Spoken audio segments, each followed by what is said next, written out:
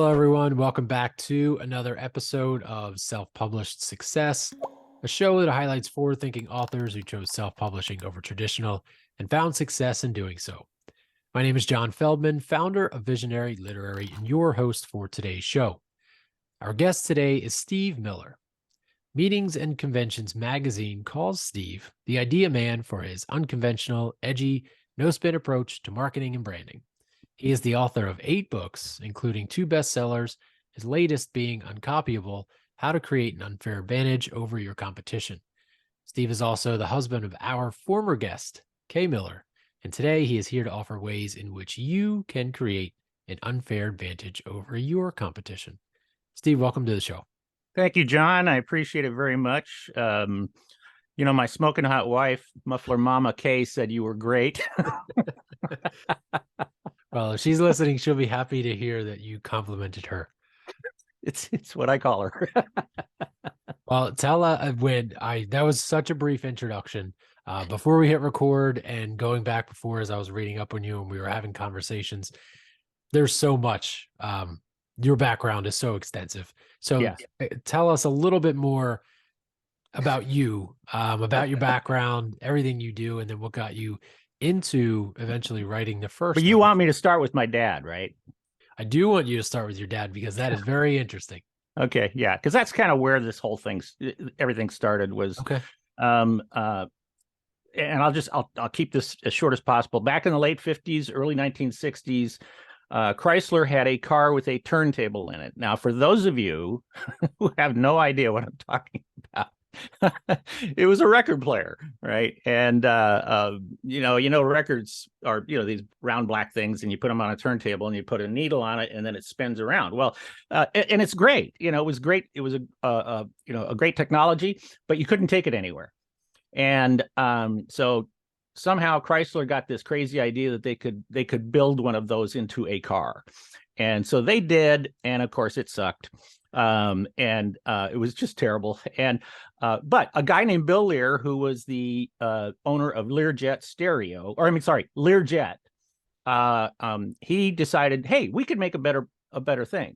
And so he went looking for somebody who was an audio specialist, and he found my dad, Ralph Miller, down in southern Indiana, and together they developed the 8-track tape player, which went on to just change the music industry.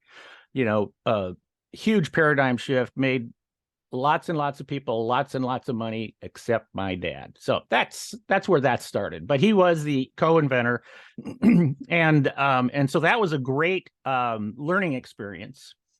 As I was growing up, later on became much more impactful with my business perspective and everything like that. But from there, I went to college.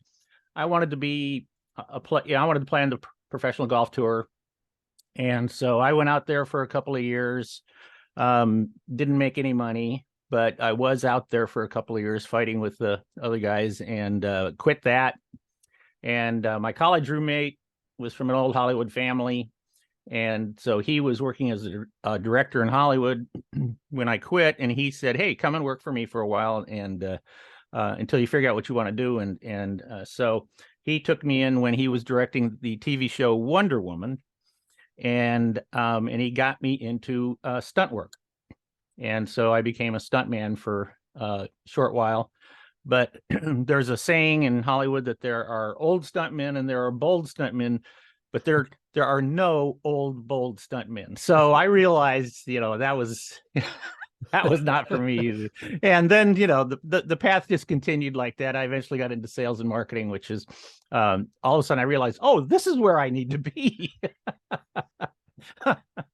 So, it's a long story, and that's long enough for right now. So.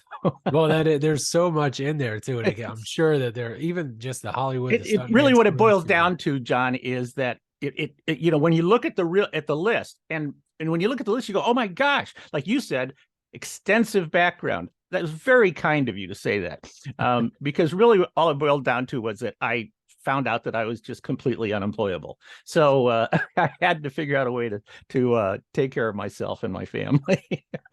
Well, that's funny you say that because I've heard and I've mentioned this before recently. In the past couple of months, I heard on another podcast that entrepreneurial and unemployable mean the same thing. So obviously Yep. you There's a found out lot that, to that. There's a yep, lot to be said for that. Most of us are just misfits. That's what yeah, we are, yeah, so yeah. Well, same here. I'm right there I'm with you. sure there's a lot listening. Yes. Yeah. Yeah. Hey, if we're all trying to be writers and authors, there's a little bit of that misfit Something's desire wrong. inside of us. Something's wrong. Yeah. So you've had all right. So your background takes you went into sales and marketing, and then you went into your own businesses. So you you have worked for, and on your website it shows. I'll put it in the show notes, and anyone can see. But you've worked with a lot of big names, Yeah. a lot of big name companies. So what exactly is it that? What did you do once you found that like sales and marketing was your thing, and you started speaking and consulting? Like where was your kind of like aha, this is my career moment? Um, well, I think it was when, well, I would just basically say that I was using in the beginning to sell my consulting services as a marketing consultant. I realized that speaking was just an incredible tool Yeah. for getting out in front of potential buyers, right? Potential customers.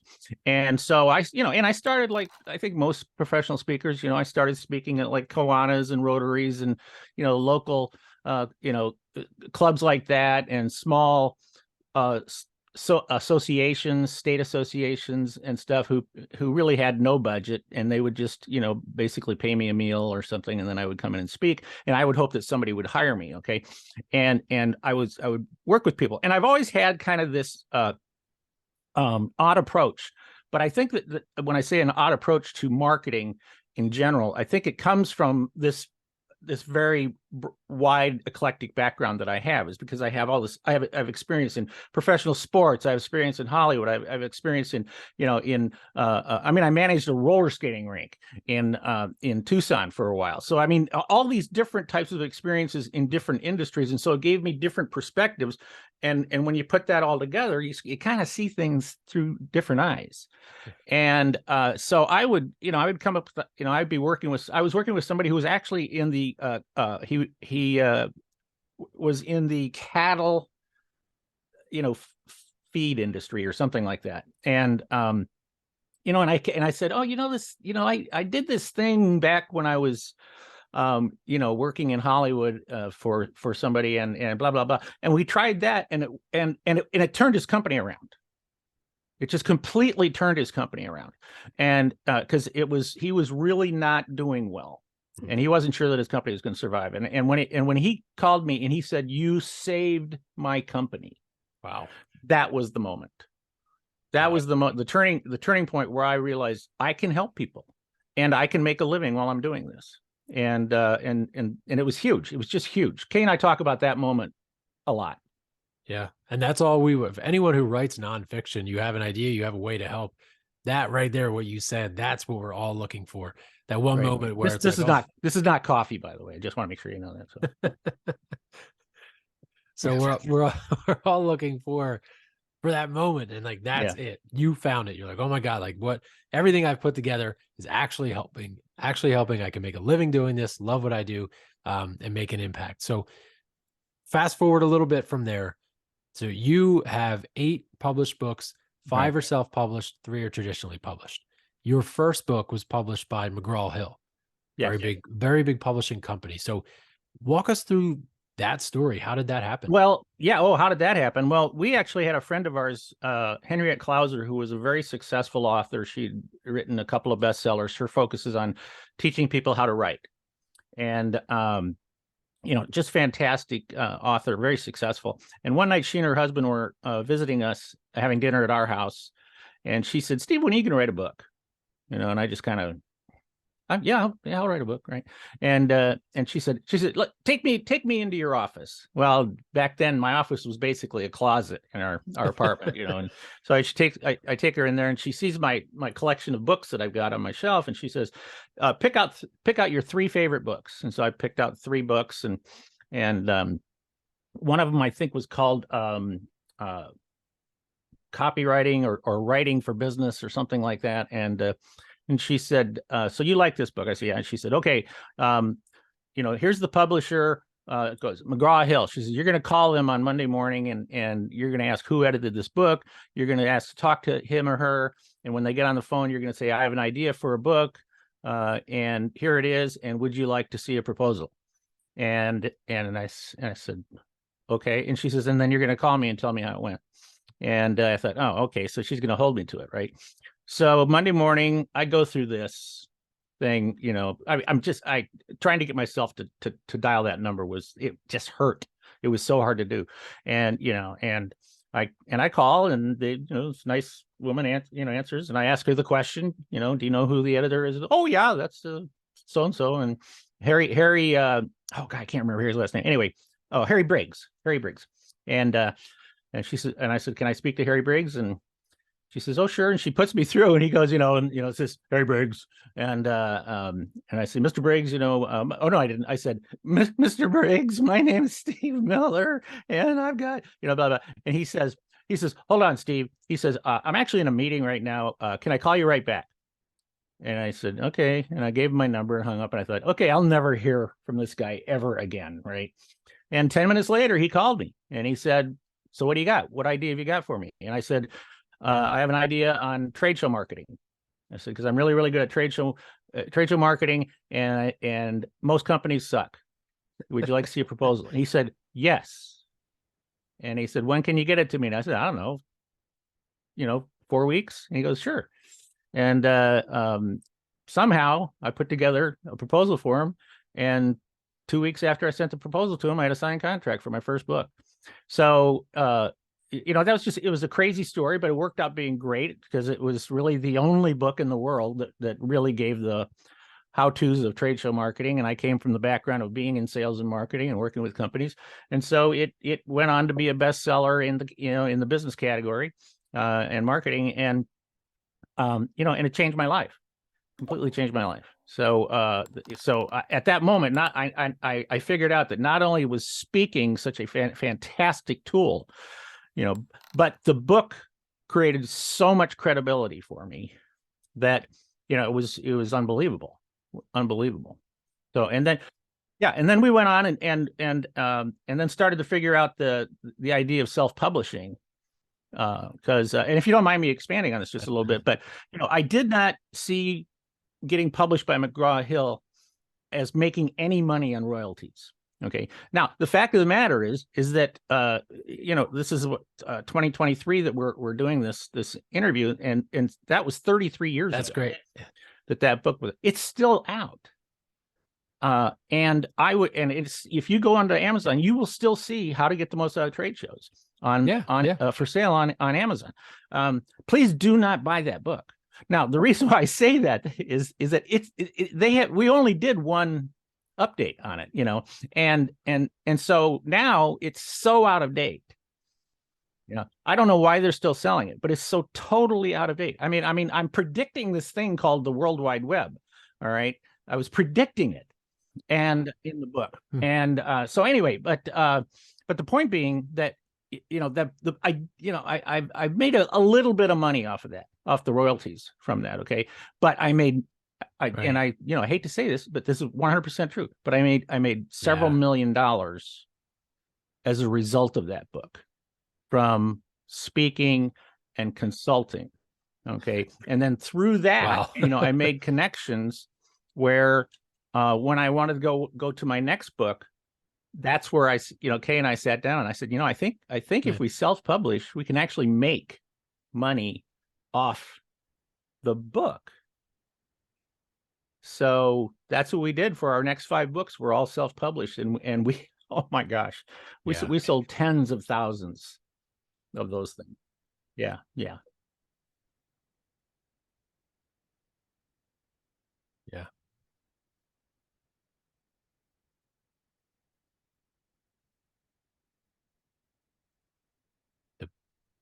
Yeah.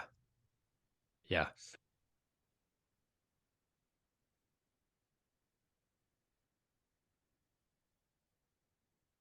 That's incredible.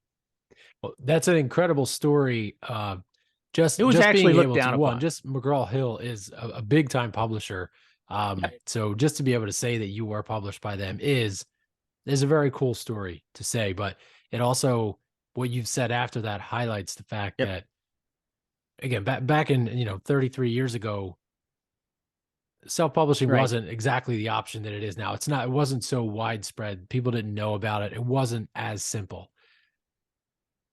Yeah. Yeah. It was seen as Yeah. amateur, right? And exactly, like you couldn't get a deal, but you already had the deal before and you still chose to pursue self-publishing, even though, again, it wasn't so, drag and drop the way it is now. Amazon, Ingram Spark, companies make it so easy to self-publish now, and it wasn't that way back then. But happy to see that Yeah. you Pretty found much, the benefits. every And one thing you mentioned too is that it was a every one of tool. those big Whether names whether it was the McGraw-Hill in the book or your own beginning. books, it Well, was I a shouldn't say, tool that not got you certainly in not front now, of not it in the got you in last front of people that could be, 10 years prospective or so, clients but and people that could work with you. in the first 10 Is years, that how you you were know, able to get, they like, all came from the so book. you did work They all for, came or from you the book. worked with, So yeah, I think I Boeing? helped. I was working with Oh Boeing God, there's on so many the companies, and 777 yeah, release. I'm blanking right now. And I worked with Procter and Gamble on the Swiffer WetJet introduction back in 2000. I can tell you exactly what year it was too. It was 2001, and because because our whole plan, which, I mean, it worked great. It really worked great, but it right in the middle of our introductory campaign was 9/11. And so that's why I remember the Swiffer WetJet from 2001. So yeah, a lot of pretty much all the companies I was working with back then came out as a result of the book, and getting me to people to hiring me to speak, and then getting me to consult for them. Yeah.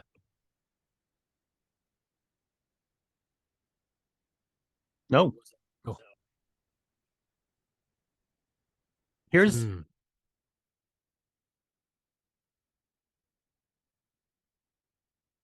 Wow.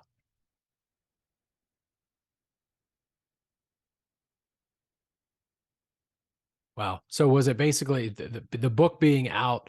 Did you have some sort of like a PR agent that was reaching out to these companies, or was it all they all came to you based on your speaking or the book itself?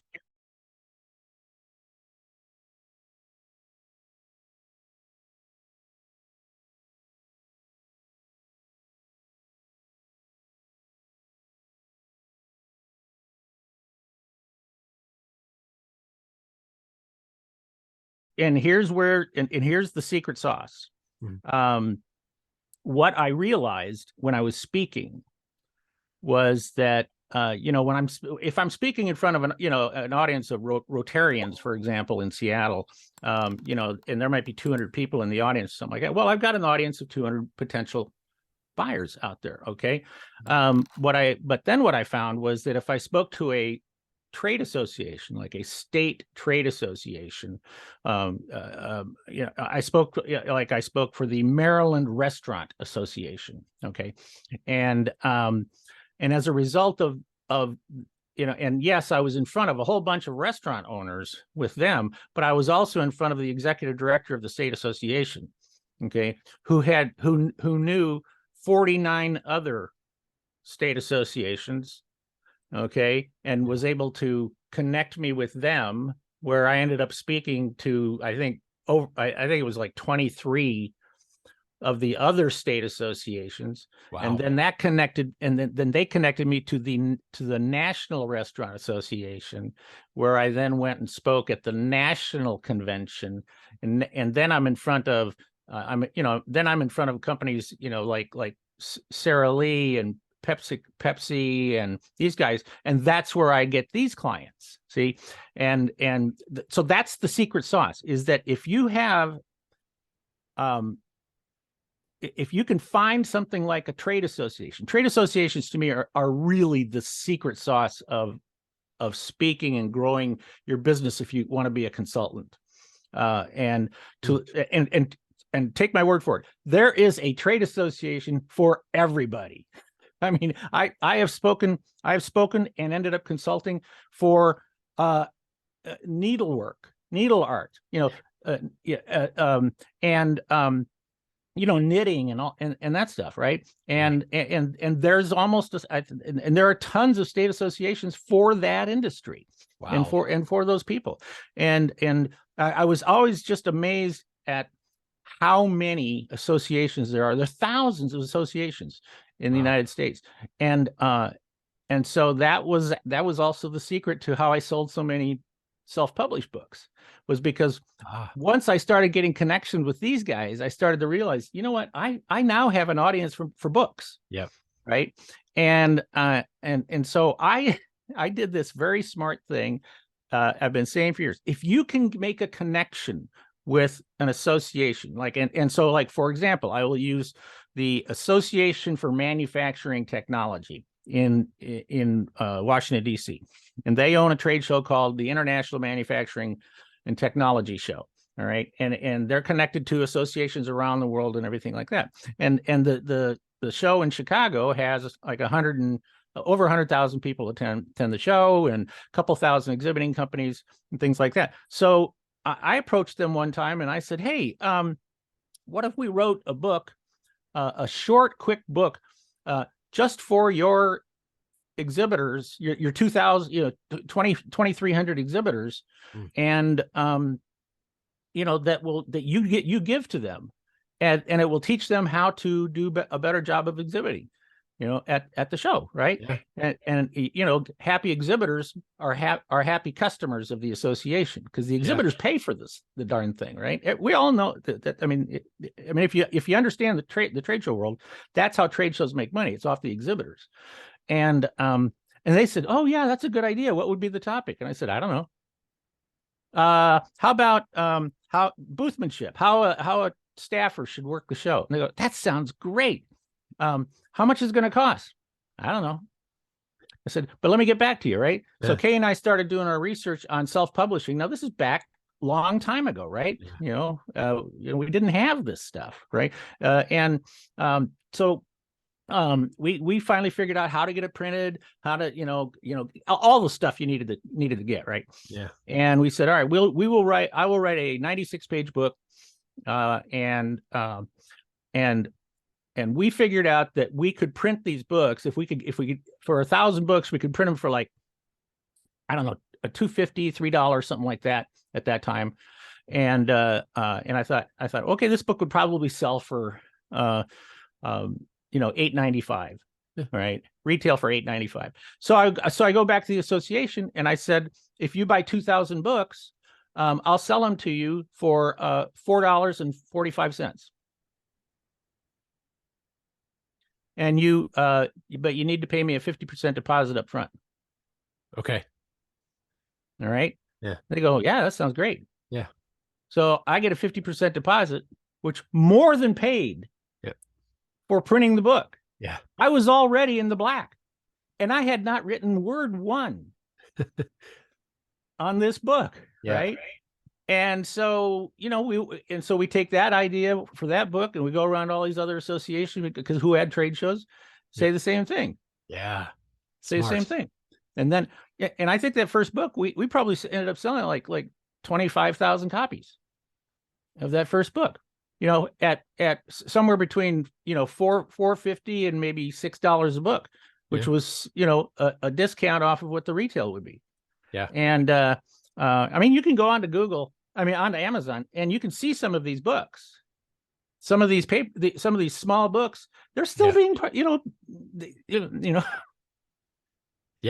go figure, right? And so we did that 5 times, right? Because and during that time, I'm still out and I'm still adding more trade associations to my, to my tribe. Yep. And every time I'd get to it with a trade association, we would, there's another customer to buy. Even the small ones would buy 500 books. Yeah. So, I just said, this is the smartest thing I have ever thought of in my entire life. Yep. It sounds like it. So I love too how everything seemed to come back full circle. Right. So you started with the book. The book is what got you on, the initial book is what got you on stage, what got you in front of people, what got you networking, right? And then you started to grow. And then you came back to the book and you utilized the book again, new books, inside of all this networking that you've done over that time, the span of time. So I love that. And let me make sure that everybody understands. Like the first book, we probably gave away 5,000 copies. Right. I did not expect to make $1 off of the royalties on that book. Right. Okay. It was my business card. It was my marketing material. Because when I could hand somebody a book, and if I'm handing a book to somebody, of course, I would say, okay, let me sign this for you, because it makes it that much more valuable. Yes. Right. And so I'm signing, and I'm just giving books away to everybody.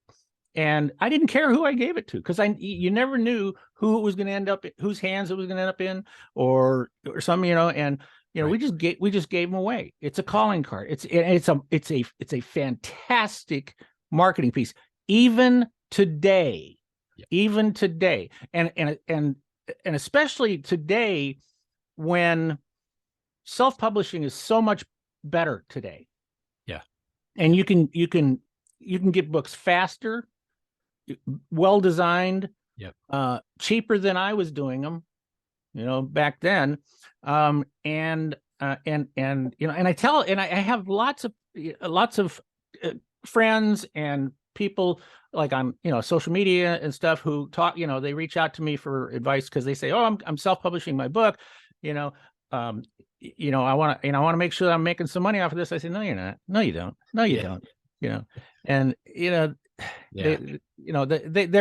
say, oh, I'm going to send you and I'll say to somebody, send me a case of books. Yeah. And I will give them to my, to people I know. Right. And they'll go, oh, okay, I'll give you a really good deal. I say, yeah, the deal is zero. Yeah. You don't charge me for these books. You're not trying to make money off of me. You're trying to get your book out into as many hands as possible. Right. And even if you were to buy a case of books and like, oh, we'll give you a discount, like they'll send you 24 books and they're going to make $2 per book off of you. So where does it, that's not, for anyone listening, this can be a method for fiction authors, because there are many, many fiction conferences, writing conferences, where you can be a panelist or a speaker, and just having a book, a good quality book, in the hands of the right person can get you on that panel or on that stage, and you can make money. But for nonfiction specifically, you have to be willing to part ways with your book for free. You have to realize that, like you were saying, it's a business card. It's a revamped business card. It sets you apart from everyone else who does just have, a business card.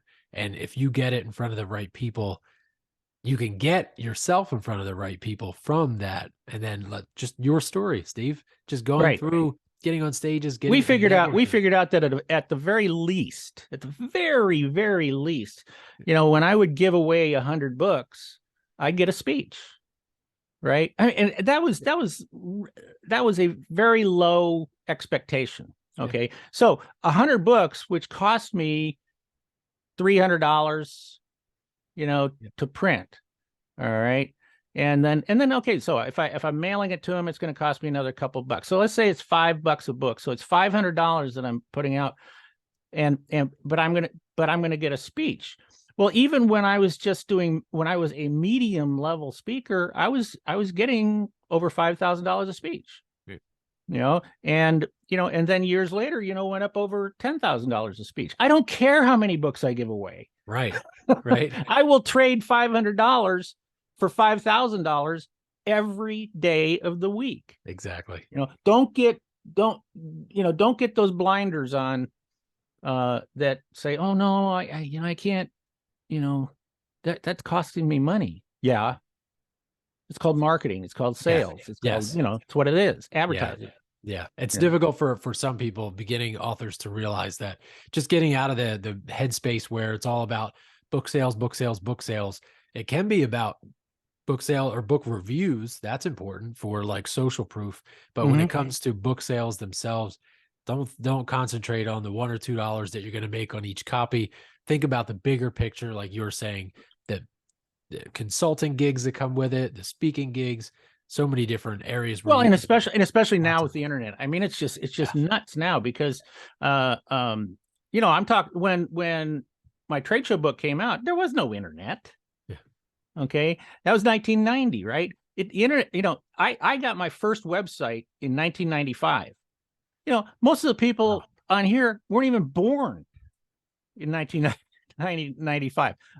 And when people see that I got my website in 1995, they go, "Oh my gosh." Yeah. I didn't even know the internet was there. And I said, "No, we didn't call it the internet. It was called the World Wide Web back in 1995, right?" And I did, and there was a company that was like Amazon. I mean, not like Amazon, AOL, America Online. There was another company called CompuServe, and I don't know if you are old enough to remember CompuServe, but they were the two pioneers, of communities on the internet. And I did CompuServe's very first webinar, which was simply me typing in a lesson for Yeah. today. And then people responding to that with questions, and then I would respond. And we did that for 5 days.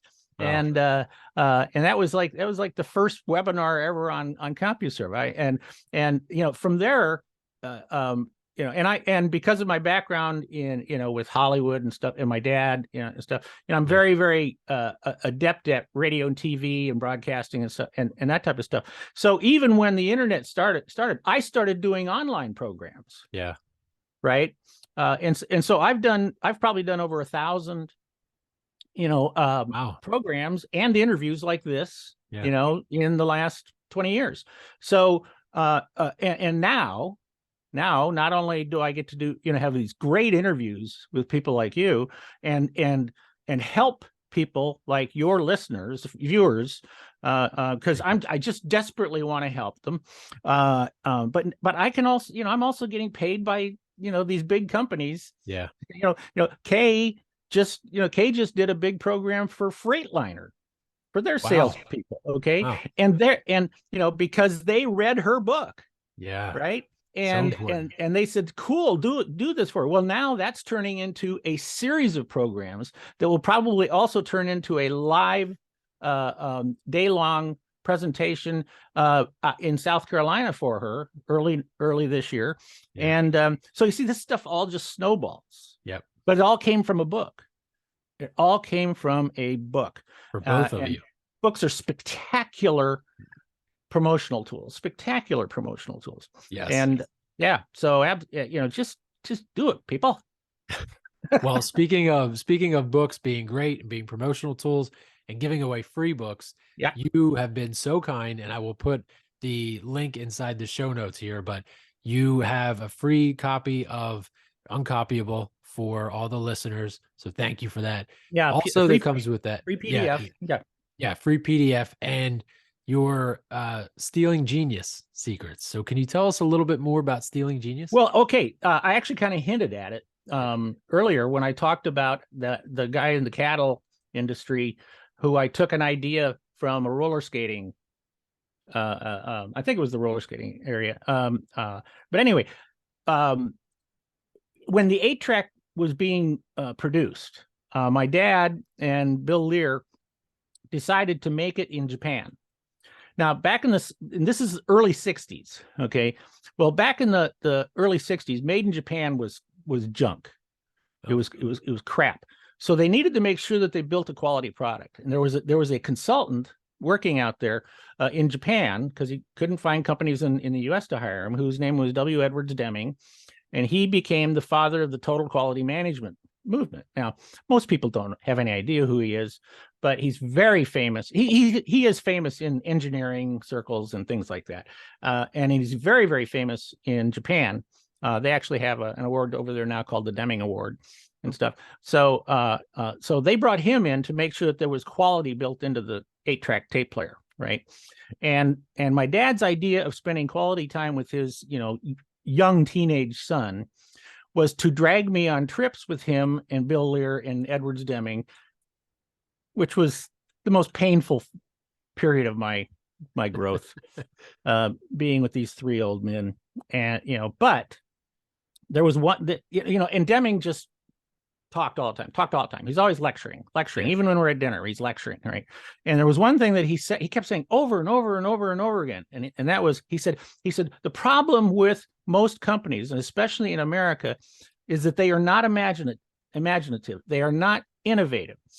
They don't create something new. They copy from their competition. That's what they do. They watch the competition and then they copy it, and they might try to make it a little bit better, but it's still a copy. And then what does the competition do? Well, they copy it back and they make it a little bit better, right? And he said you cannot, if all you do is study your own world, right? If you are a hotel and you only hang out with hotel people, and you only go to hotel conferences and hotel trade shows, and you only read hotel trade magazines and stuff like that, you're going to be like this. That's called the box that we all hear about. Yeah. You know, when they say get out of the box, Yeah. that's the box you're in. Is the world that you live in, right? And he would say, no, what you need to do is you need to go get into somebody else's box. All right. So if you're in the hotel world, if you're in the cattle industry, go jump into the roller skating box. Yeah. What are they doing in there that they're not doing in your box? You go steal that. And he called it extrinsic benchmarking. Okay. And I call it stealing genius. See, I say that if you want really, really great ideas, new ideas, innovative ideas for your business, and I particularly am looking for things like marketing and branding and that type of stuff. Study aliens. Study people who are not in your world. Yeah. Go study these other companies. That's why I love Disney so much, is because I will, for years, I've taken clients, I'll take groups of clients, and we go to Disney World, and Disney World puts on a program for me now that was designed just for me. Wow. And they take us through Disney World and the Disney World property. We go underground in the Magic Kingdom, down underground into the Utilidor, and they explain to us everything that they do to manage the guests' experience. Okay, and we all heard how experience is such a huge thing. Like I've been preaching the experience thing for years now. For years. So we go study the Disney experience, and we say, okay, what can we steal from Disney and take back to if you want to learn about managing the experience, go to an Apple store. Walk into it, and instead of going in as a customer, go in as an alien who's like, what are they doing here? What are they doing here? Yeah. Like, there's one question I ask people all the time. Everybody's been to an Apple store, right? And I'll say, and even people who are Apple fanatics, I'll say, what is on the wall? What is not on the walls of an Apple store that is everywhere else in all the stores, right? There isn't a single word of copy. It's just images. Huh. There are two words on the back wall. Genius you know what they are? Genius bar? Is that it? That's it. Genius bar. Okay. And you notice it's not called customer service. Yeah. It's Genius bar. See, they're using language. Yeah. Disney uses language. They have cast members, not employees. Guests, not customers. Starbucks, we had no idea that we didn't know how to order coffee until Starbucks taught us how to order coffee. Right. They taught us a new language. Right. So that's some of those things that you start to ask yourself the question. So like with us, we walk the talk. It's not K, it's my smoking hot wife K. It's in my book. When everybody knows her as smoking hot wife K. And her book, Uncopyable Sales, she tells everybody how I call her Muffler Mama. Yeah. And so a lot of people call her either my smoking hot wife or they call her Muffler Mama. Right. And my title is not CEO. My title is Kelly's dad and marketing gunslinger. Okay? I saw that on your website. So we are teaching people a language. We teach people we don't talk about target markets. We talk about hunting moose. Yeah. when you go to when you're hunting, if your target market is a moose, well, you go into a forest. Well, there's 1,000 other types of animals in there. Okay, and the tendency for companies is to shotgun to everybody out there. No, you're just looking for moose. And so our clients talk about moose, and it embeds that in their minds. So this is what we teach people, and it's called stealing genius. You know, you steal from somewhere else, and you bring it back, and you make it your own. I love that. And now it's brand new. Now it's brand new. Yep. And I, when we spoke with Kay, she told me that she has a moose on her wall in her office that she showed us. So it was, it was in the back. It was in the background of her thing, you know, and she keeps kicking me because I've got this beautiful moose poster that a client had made for me. Wow. And she keeps saying, get that dang thing up on the wall, you know, get it back up there, right? So people can see your moose, right? Yeah. I say, oh, can't they see my blurred book covers back there? Yeah, we can see. But so Steve, there's so much. I mean, I can see now. Yeah, love it. I can see why in so much of your speaking, right? And just in the past 5 minutes of you speaking and sharing your insight with us, there's just a lot of passion in what you do. I'm sure that comes through in every one of the books that you've written. I really appreciate you coming on here and talking and telling us about the importance of the book as a tool. Just getting past that idea that like book sales is the most important thing, because it's not. It's the tool that it allows you to, you know, expand your career, your network, so many different things. So thank you for being here. Where else can people find you other than the website that we'll provide, and your books and your website? Where else can people find? Well, LinkedIn. You know, I'm pretty active on LinkedIn. Okay. I think it's just LinkedIn/Steve A. Miller. Pretty sure that's what it is. And just you know, get on our list. You know, I mean, if you know, you're going to have to give me your email to get my PDF. All right, we all know that. So I think between Kay and I, we send out basically an email a week, unless we've got a program that we're promoting. You know, and then you'll hear from us a little more often. You know, but you know, you can always, you know, unsubscribe. You know, just breaks my heart. But or stay in and obviously get a ton of value from all of your experiences. And you know what? Once you get on the list, you know, and we don't have fans, we don't have a tribe, we don't have, you know, we call you our BFFs. All right, like the people that are on our list are our BFFs, because we genuinely want to help you succeed, and we want you to be our best friends forever. You know, so. You know, we're here to help. Good. So everyone else that's listening and watching, join me in becoming a BFF and go sign up on the website that we will see in the show description. So Steve, thank you again so much for being John, here. great meeting you. Your time. Yeah, anytime.